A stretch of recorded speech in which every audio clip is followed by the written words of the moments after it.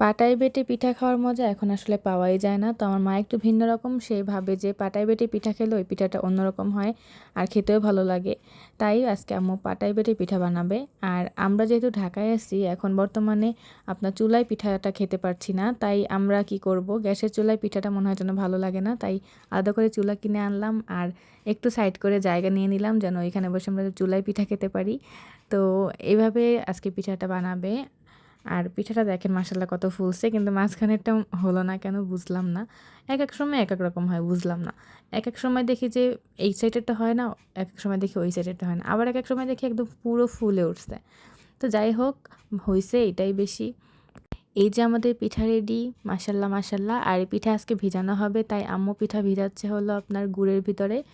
গুড় দিয়ে এটা জাল করে নিচ্ছে আর তার ভিতরে গরম গরম পিঠা ভিজায় নিচ্ছে।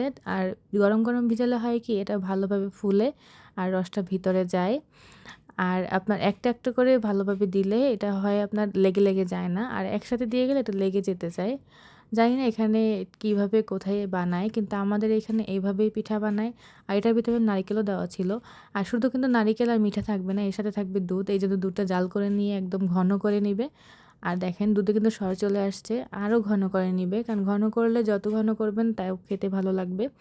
এরপরে দুধটা দেওয়া হয়ে গেলে এটা আপনার সারা রাতের জন্য রেখে দিবে, যেন এটা একদম ভিতরে টুপটুপে হয়। এই যে দুধ কিন্তু দেওয়া শেষ, আর এটা রেখে দিল। তো পরদিন সকালে আমরা এটা খাবো।